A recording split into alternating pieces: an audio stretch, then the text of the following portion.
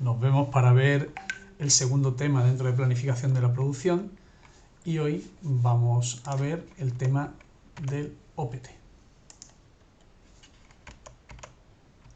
Bueno, pues para ver el sistema OPT, lo primero vamos a ver su enfoque, cuáles son los sistemas de medida apropiados para este sistema.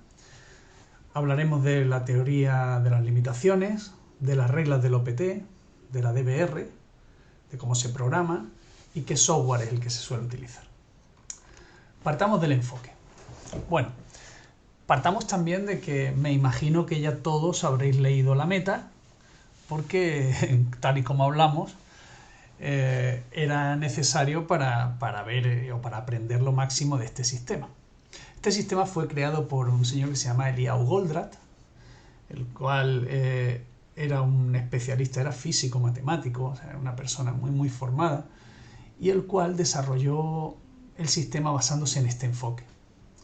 El enfoque es que la única meta de una organización con ánimo de lucro, y subrayo lo de ánimo de lucro, porque puede haber otras que no tengan ánimo de lucro, que cotice en bolsa, por ejemplo, sería una de ellas, es ganar dinero. Por tanto, todo aquello que contribuye a este objetivo se va a considerar productivo. Todo lo que no se dirija hacia ese objetivo, pues lógicamente no lo vamos a considerar productivo y vamos a intentar eliminarlo. Por otro lado, nos encontramos con que, ¿qué pasa con las empresas sin ánimo de lucro? Pues seguro que también tiene su meta y el enfoque es perfectamente aplicable, solamente es que en vez de ganar dinero será conseguir pues, la meta que tenga. Esto en definitiva sirve para cada organización que tenga clara cuál es su meta. ¿Y quién decide su meta? Ese es otro elemento. Empleados, dueños, sindicatos, el gobierno. Está claro que todo influye, ¿no? Pero quien decide la meta de una compañía son los dueños. Los dueños son quienes deciden para qué quieren la compañía. Evidentemente, si no tienen en cuenta el resto de los elementos que forman el ecosistema económico, ¿no? Sobre todo en este sistema económico capitalista en el que nos movemos, pues evidentemente su meta no podrá conseguirla. Pero está claro que quien decide y tiene la obligación, el deber y el derecho de decidir la meta es el dueño. Partiendo de esta meta y basándonos en el enfoque de que a partir de ahora las empresas a las que vamos a estudiar son las que tienen ánimo de lucro, y en definitiva esto es lo que simplemente nos va a servir para enfocarnos en el tema económico, pero si fuera otra la meta, pues se aplicaría igual, solo que es más sencillo a nivel de comprender la asignatura suponer que nos encontramos en este entorno. Entonces, basándonos en este enfoque, lo primero que tenemos que saber es cómo podemos medir cuánto dinero ganamos. ¿Y cuánto ganamos ahora cada vez que tomo una decisión? ¿Y cuánto dinero gano en el futuro? Porque a lo mejor tomo una decisión que ahora me hace ganar dinero, pero si lo miro con distancia, me hace ganar hoy, pero estoy perdiendo más mañana. Entonces tengo que tener como dos sistemas, ¿no? Uno que me permita tomar las mejores decisiones hoy, que además me diga qué es lo que está pasando, es decir, si tomo esta decisión, cuánto dinero gano hoy y cuánto pierdo, pero que además se vaya acompañado con otro sistema que me permita ver si esa decisión, si la sigo tomando, en el futuro cuánto voy a ganar o voy a perder. Entonces necesitamos como dos sistemas, ¿no? Uno que llamaremos parámetros de gestión, que miran a largo plazo, y otro que llamaremos parámetros de explotación, que me permiten parametrizar o controlar las decisiones que tomo a corto plazo. Para ello, este sistema se define en los siguientes parámetros de gestión, de una forma simplificada, ¿no? Primero es el beneficio neto. Es decir, estamos hablando a lo mejor en un año, en un periodo, ¿no? Y decimos, oye, ¿cuál es el beneficio neto? Que es la medida del dinero que gano durante ese determinado periodo. Otro parámetro sería la rentabilidad, que es lo que gano en función a lo invertido. Porque claro, si gano 1.000.000 y he invertido 100, no es lo mismo que si gano 1.000.000 e he invertido 1. Es que gano el 50% más. O sea, que esto es que evidentemente esa medida la necesito, porque si no estaré incurriendo en esos costes de oportunidad de invertir en algo mejor, ¿no? Y otro de los parámetros de gestión es la liquidez.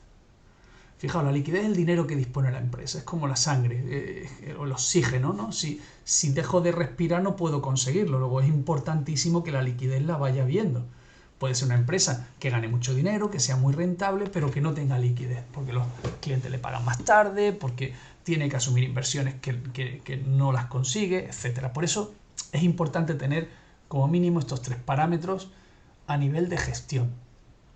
Y a nivel de explotación, a nivel del día a día, pues lo primero es el ingreso neto. Después el inventario y los gastos de operación. Empecemos con el ingreso neto.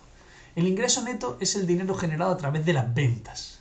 Pongo entre comillas, a través de las ventas, porque esas ventas no solo tienen por qué ser del producto que uno tiene, puede ser también de otras cosas, ¿no? Entonces, no son solo las ventas. Formalmente, ventas, si lo consideramos como todo el dinero que ingresa a la empresa a través de una facturación, sí, pero no solo, ¿no? Otro de los puntos que hace mucho hincapié el señor Goldratt es que hasta que no está vendido y cobrado no entra en el sistema. Claro, imaginaos que yo lo vendo, pero no me pagan. ¿Puedo considerar eso un ingreso neto? No, evidentemente no. Luego ya sabemos que para nosotros ingreso neto va a ser cobrado, cuando el dinero lo tenemos en la empresa. El segundo punto es que a este dinero que cobro hay que quitarle algunas cosas para ver el ingreso neto, que son lo que se llamarían los costes variables directos, es decir, las materias primas, los impuestos, etc. Es decir, aquellos costes que a ese producto le afectan directamente y además es variable en función a que tengo un producto, lo tengo, no tengo un producto, no tengo ese coste. Una pregunta que nos hacemos allí sería, oye, ¿podría considerar ingreso neto los productos que se pueden devolver? Pues evidentemente sí lo puedo devolver. Es decir, si yo voy a comprar un producto en una tienda tengo 15 días.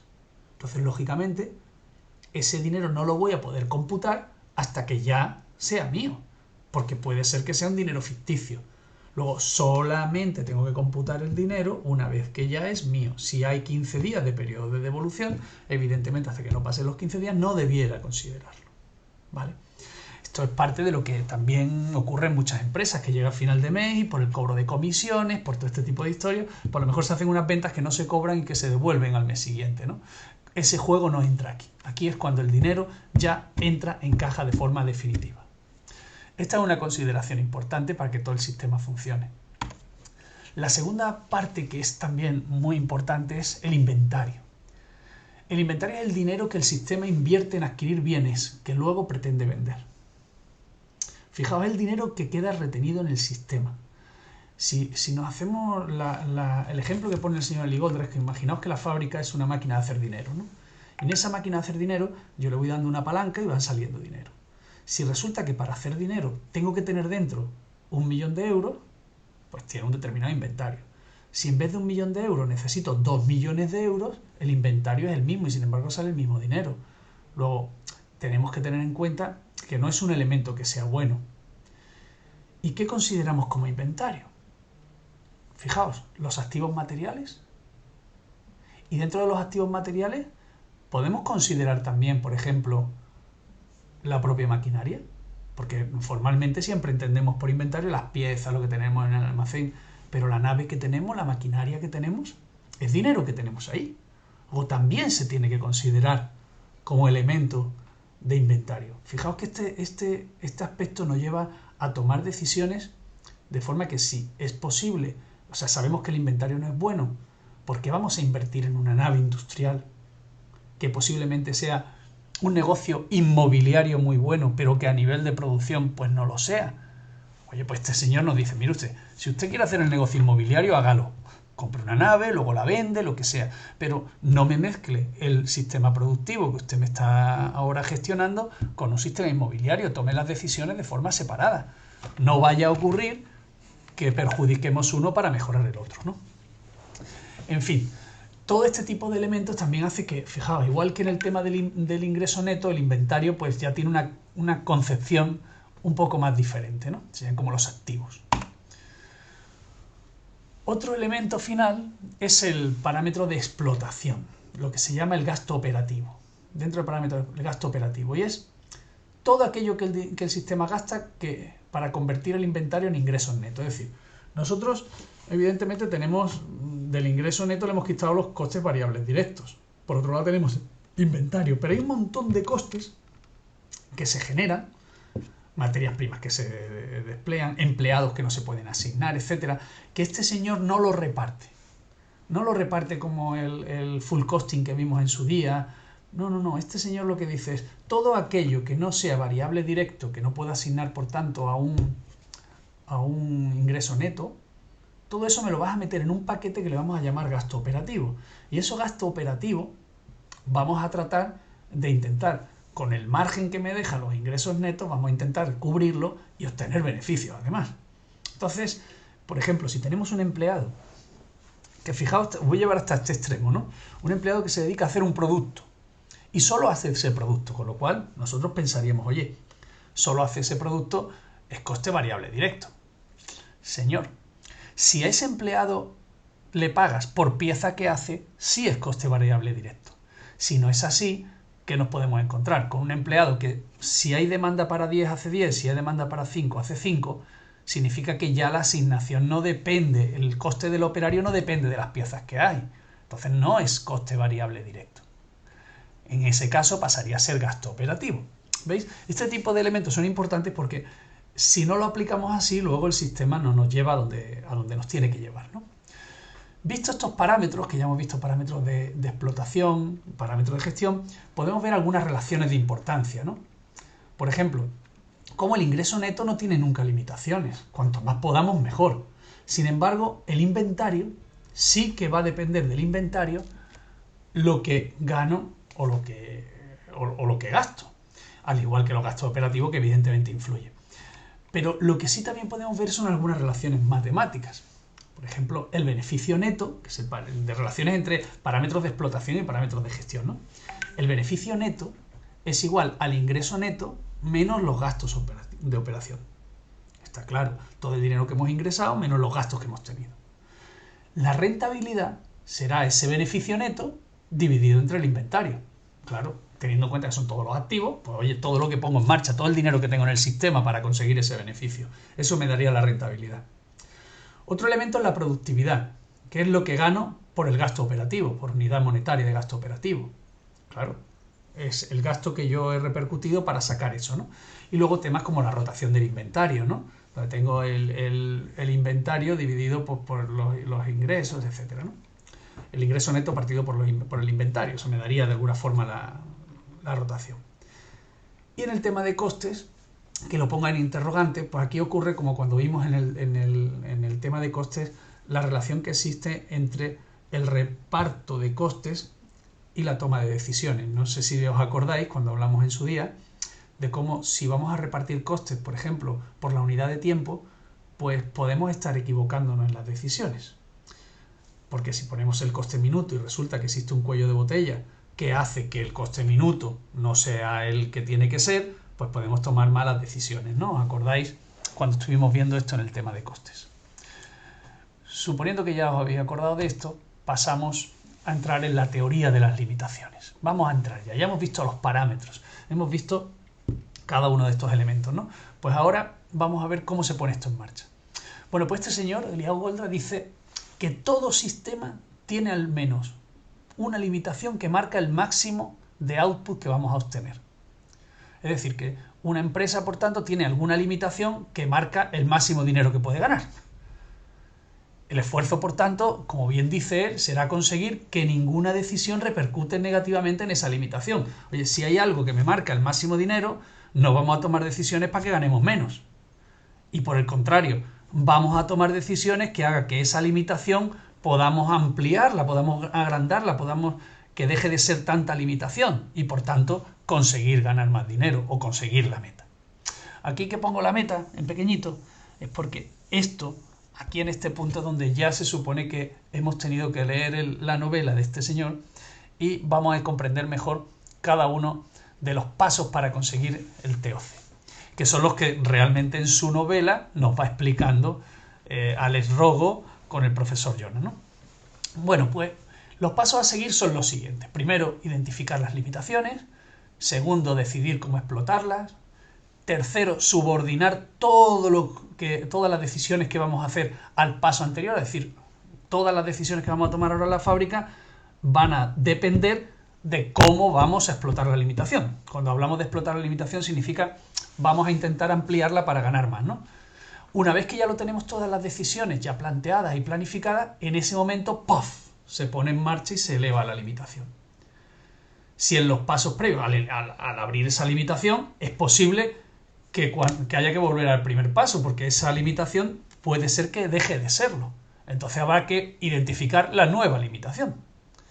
Y pone un 6 ahí, que quiero que lo comprendáis, es porque como este proceso es costoso, no es sencillo, genera cambiar costumbres, disciplina, etcétera, es muy fácil que si todos trabajamos para una limitación concreta, oye, la máquina esta, todo el mundo trabajando para que no pare, poniéndole inventario, intentando que nadie la toque para el mantenimiento nada más que en determinados momentos, bueno, que en ese momento, en esa vorágine, ampliamos, deja de ser limitación, aparece otra, y toda la empresa sigue pensando que esa es la limitación, sigue trabajando con esa inercia. Eso es lo que hay que evitar, ¿no? Que de alguna forma en la novela, pues los últimos capítulos podéis ir viéndolo.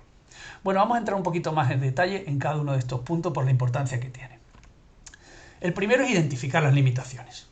Bueno, no solo tiene por qué haber una limitación, puede existir varias, y al menos tantas como procesos independientes haya, con lo cual esto complica. ¿Qué ocurre? Que podemos encontrarnos con complicaciones del hecho de que nos equivoquemos. Bueno, pues si nos equivocamos, lo que ocurre es que cuando lleguemos al final del proceso habremos visto que no hemos conseguido lo que queríamos y en la siguiente vuelta aparece. Claro, es un mal gasto, pero mejor eso que no quedar separado, ¿no? Entonces, las limitaciones pueden ser de muchas cosas, por falta de capacidad, por falta de protección ante picos de la demanda. ¿Eso qué significa? Que de repente nos piden cosas de productos determinados que en un momento dado me hace que me falte capacidad en alguna máquina y entonces se genera un cuello de botella. O bien fluctuaciones, ¿no? Fluctuaciones del tipo, como hemos dicho en otras ocasiones, cuando una máquina va a 10 minutos, una pieza 10 minutos, significa posiblemente que una se tarde 15 y otra se tarde 5. ¿Eso qué significa? Pues joder, que cuando tarda 5 va muy bien, pero cuando se tarden 15, todas las demás máquinas se quedan paradas y aparece un cuello de botella. ¿Qué ocurre? Que estas fluctuaciones, pues hay que protegerlas, hay que intentar que no ocurran, etcétera, ¿no? Y esto puede hacer que aparezcan cuellos de botellas de repente donde pensábamos que no había. ¿Y cómo se ve el cuello de botella? Pues fijaos, esto es de las partes más importantes. Se tiene que empezar a buscar desde los pedidos de los clientes. Es decir, yo no veo el cuello de botella porque esta tenga un ritmo muy bajo o que sea la más pequeña, no, perdóname. Yo veo que en función a lo que me piden los clientes es o no es cuello de botella. Voy a explicarlo muy fácilmente. Imaginaos que la máquina más lenta me hace 6 piezas por hora. De toda la fábrica, esa podría ser la más limitante si me piden solo una pieza, ¿no? 6 piezas por hora. Ahora me voy a la demanda y resulta que en la demanda solo me piden 4 piezas por hora. ¿Eso qué significa? ¿Que el cuello de botella de esa máquina? No, perdóname. Esa máquina no es cuello de botella, tiene capacidad suficiente. El cuello de botella en este momento está en el mercado, no en la fábrica. ¿Veis? Por eso nos podemos equivocar. Hay que empezar viendo qué es lo que me piden y en función a lo que me piden, saber cuál es el cuello de botella. Por eso es tan importante buscar siempre desde los pedidos de los clientes, no irse a la máquina más lenta, que sería un poco la inercia. Visto esta identificación, en la propia novela pues se pueden ver que hay muchas cosas que nos permiten, ¿no? Cuando hagamos el ejemplo nosotros matemáticamente, lo haremos a través de ecuaciones, ¿no? Con limitaciones, pero en la realidad podemos tener otro tipo de indicativos, ¿no? Por ejemplo, delante del cuello de botella suele haber más material almacenado, suelen ser máquinas que no paran, que están continuamente trabajando, son elementos indicativos que nos permiten poder identificarlo, ¿no?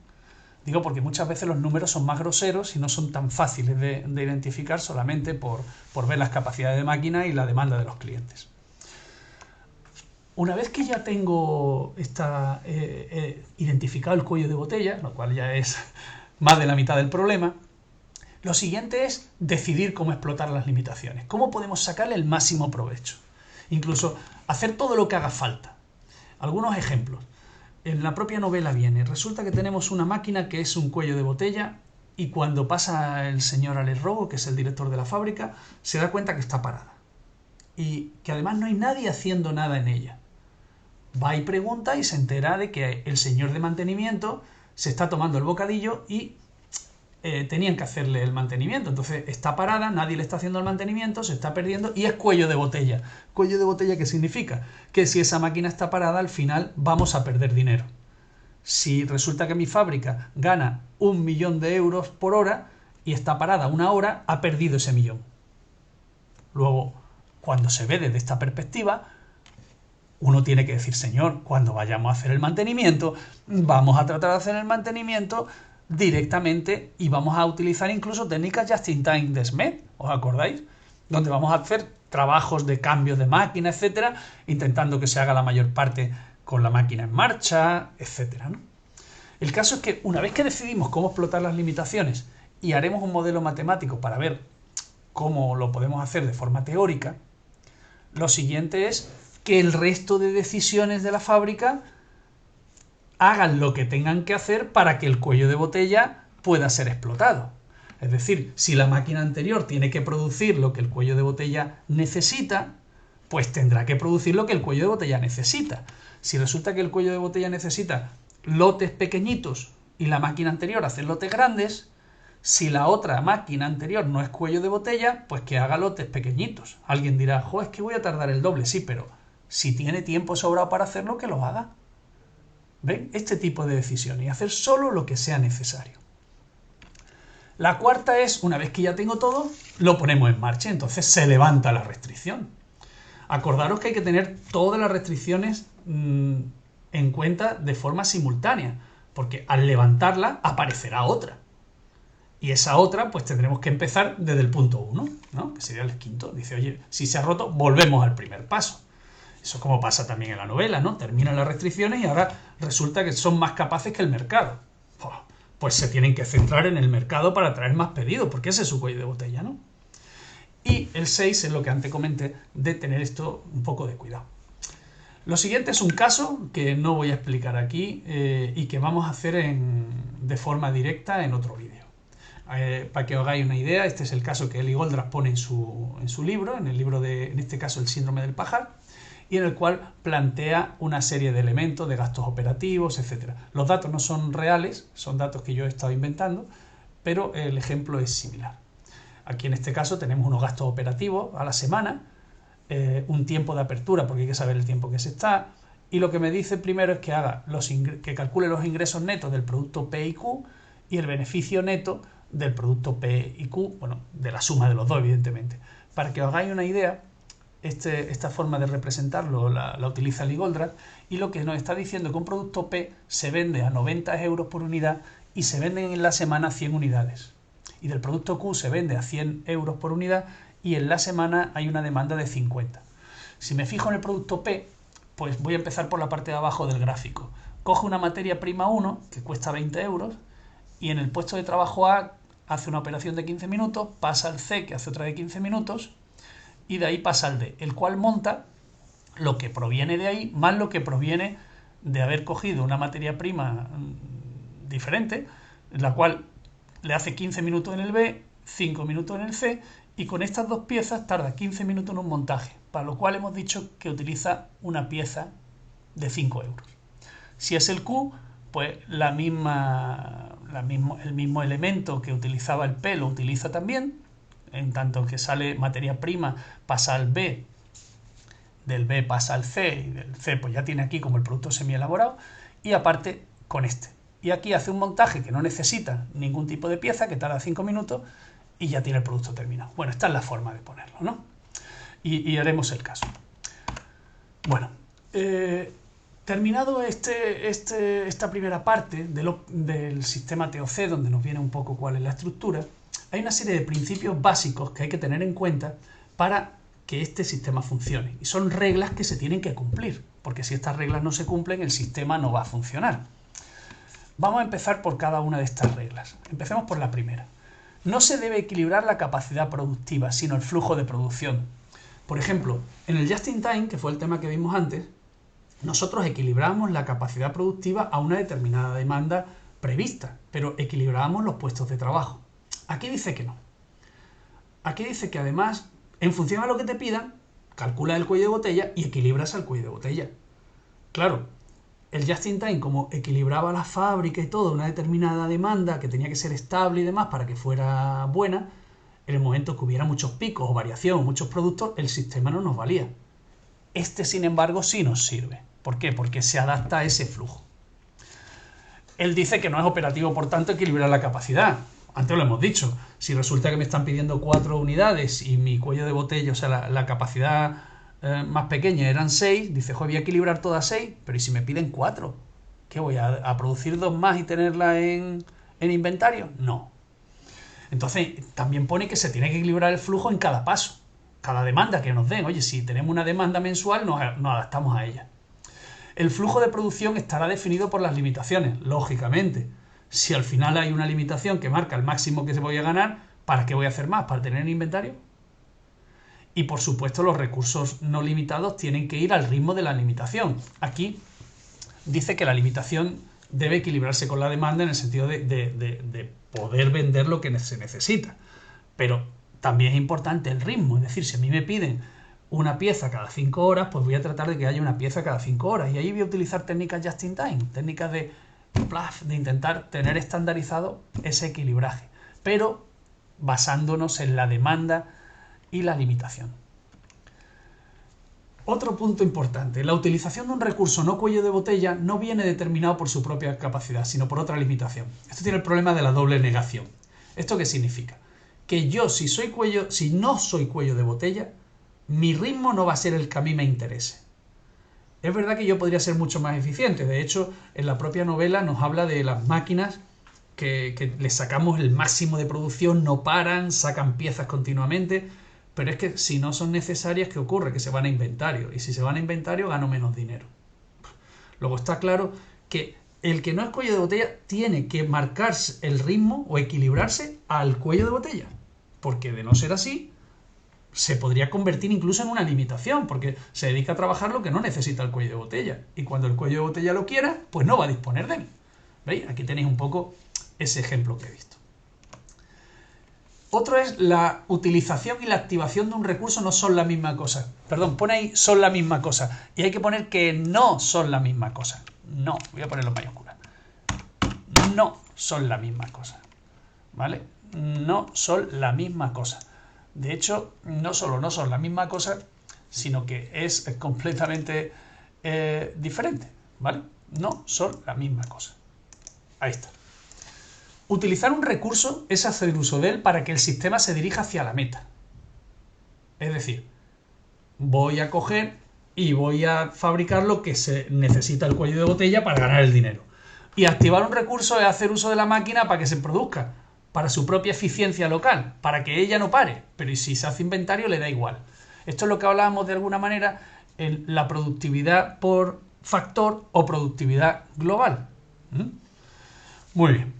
Entendido esto, pasamos a otra regla. Una hora perdida en el cuello de botella es una hora perdida para todo el sistema. Pues está claro. Si mi fábrica, como antes he dicho, tiene un ingreso neto o un beneficio neto, vamos a llamarle así, de 1 millón por hora, significa que si el cuello de botella trabaja 10 horas, gano 10 millones. Si el cuello de botella se queda parado 1 hora, voy a ganar 9. Porque mañana voy a tener el mismo día y voy a querer volver a ganar 10, no voy a poder recuperarlo. Luego, fijaos si tiene importancia. Sin embargo, si me dedico a mejorar la productividad en algo que no es cuello de botella, pues puede ser un espejismo, en el sentido de que, bueno, lo voy a hacer más rápido, lo voy a hacer que tenga mucha más velocidad, pero si no la necesita el cuello de botella, ¿para qué lo hago? Otra cosa, no es que me dedique a ver 1 hora ganada, sino que disminuya los costes. Porque en ese caso sí mejoro las eficiencias. Muchas veces nos encontramos con que el cuello de botella está en la demanda. Y yo como ingeniero tengo que trabajar en mi sistema de producción. Bueno, pues si no tengo la posibilidad de mejorar la demanda desde mi puesto de trabajo, por lo menos voy a reducir los costes, ¿no? Otro elemento son quién rige el inventario y quién rige la facturación. Está claro. El cuello de botella es quien limita la facturación, pero también los inventarios. Porque acordaros, los inventarios tienen que servir en este caso para proteger los cuellos de botella, esas fluctuaciones que hablamos de que mi tiempo medio son 10 piezas por hora, pero unas veces son 15 y otras veces son 5. Yo no me puedo permitir el lujo de esas fluctuaciones porque cuando sean 15 voy a dejar de facturar. Luego tendré que proteger al sistema para que esas fluctuaciones las suavice lo más posible. Esa fluctuación, al suavizarlo lo más posible, lo hago normalmente con inventarios, porque la sobrecapacidad no es posible aquí, puesto que ya es limitante, ¿no? Otro tema es que el lote de transferencia y el lote de producción no tiene por qué ser el mismo. De hecho, si yo tengo si el lote del cuello de botella me va pidiendo de uno en uno, pues posiblemente en un puesto anterior a lo mejor hago un lote de 10 en 10, pero voy pasando uno a uno al cuello de botella. Es decir, el lote de transferencia, el lote que llevo de una máquina a otro, no tiene por qué ser la misma que allí. Pero es más, el lote puede ir cambiando a lo largo del proceso y todo eso lo va a regir el cuello de botella, que es lo que pongo en el 8, que puede ser variable, incluso en función a cada día podrá ser distinto, lógicamente. Y por último, las prioridades, las urgencias. Todas las urgencias se tienen que tener en cuenta simultáneamente, y las prioridades. Y de hecho el tiempo de fabricación de algo va a ser un derivado, es decir, en función a los cuellos de botella voy a saber con su explotación cuáles son los ritmos de salida. Pero una vez que pasa del cuello de botella, lo que me interesará será que llegue el dinero lo antes posible. Luego, las urgencias pueden depender precisamente de ese tipo de cosas, que habrá que tenerlas en cuenta. Con estas reglas soy capaz de poner el sistema en marcha y para eso utilizaré la técnica DBR, que es como pongo todo esto en marcha. Y la técnica DBR, que es el sistema de programación y control, se basa, fijaos, en drum, tambor, no sé si lo recordáis del Just in Time cuando lo hablamos, del ritmo, que me permite equilibrarme a la demanda y ese ritmo me lo marca un tambor para que todo el mundo funcione a ese ritmo. El buffer, que es el colchón, que precisamente lo que hace es protegerme de esas fluctuaciones. Claro, si sabemos que va a haber fluctuaciones naturales, ya sean los procesos más o menos automatizados, y voy a tener que tener algunos colchones para protegerme, pues oye, tendré que saber dónde me tengo que proteger, sobre todo delante del cuello de botella, lógicamente, para que no pare. Y lo último es la cuerda. La cuerda que lo que me permite precisamente es que todo el mundo vaya a ritmo, que las máquinas que van muy rápidas o que pueden ser más rápidas no generen más inventario del que se necesita, sino que todo vaya enlazado. De hecho, hay un elemento que podéis ver cuando estáis en la novela de la meta, que estáis viendo a Herbie cuando van en la excursión de los scouts y se van viendo cómo se escapan los scouts hacia adelante, hacia atrás. En fin, no os hago más spoilers para que podáis disfrutar la novela. ¿Cómo se hace la programación? Pues se hace siguiendo estos 4 pasos. Primero, se programa el cuello de botella. Segundo, se programan los recursos no limitados que siguen al cuello de botella, ¿vale? Lo siguiente, los no limitados que anteceden. Y por último, los no limitados que se unen en algún momento. Empecemos. Programamos el cuello de botella. Se programa de adelante hasta el momento presente, decidiendo la secuencia. Para eso vamos a utilizar distintos sistemas de secuenciación y demás que veremos en el corto plazo. Se decidirá el tamaño del lote en función al criterio que sigamos, si es lote económico, si no lo es, etc. Se va a intentar cumplir la fecha del cliente y es lógico porque al final el cliente es el que nos va a marcar también de alguna forma esas prioridades y elegiremos aquellos sistemas que según la estrategia de nuestra empresa nos permita ganar más dinero hoy y en el futuro. O sea, maximizar los ingresos netos, minimizar los gastos de operación, minimizar los inventarios, bueno, son elementos que tendremos en cuenta a la hora de decidir esa programación. Una vez que tenemos que tener claro que estos programas tienen que ser estables a las fluctuaciones, tiene que ser posible y evidentemente conseguir la máxima rentabilidad. En la programación a corto plazo, que son los siguientes temas, analizaremos estos modelos. Tengo programado el cuello de botella, es decir, lo que voy a hacer en cada momento y con qué secuencia. A partir de ahí se programan los lotes limitados que vienen después. Para eso hay que tener en cuenta cuándo se terminan los componentes, el tamaño del lote, los envíos que vamos a hacer a los clientes, etc. A partir de ahí, los anteriores, teniendo en cuenta básicamente que protejamos al cuello de botella, que no le falte, que no pare. Y evidentemente con una secuencia que facilite nuevamente la fecha de entrega al cliente. A ver si para proteger al cuello de botella le vamos a hacer cosas que tiene que entregar más tarde.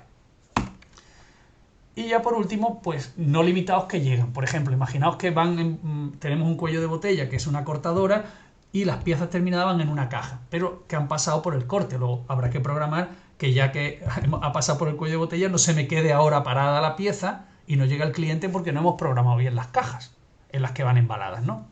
Bueno, pues con esto tendríamos terminado el sistema. Y por último, vamos a hablar ahora de los módulos. Los módulos son los módulos informáticos que la propia fundación de Ligoldra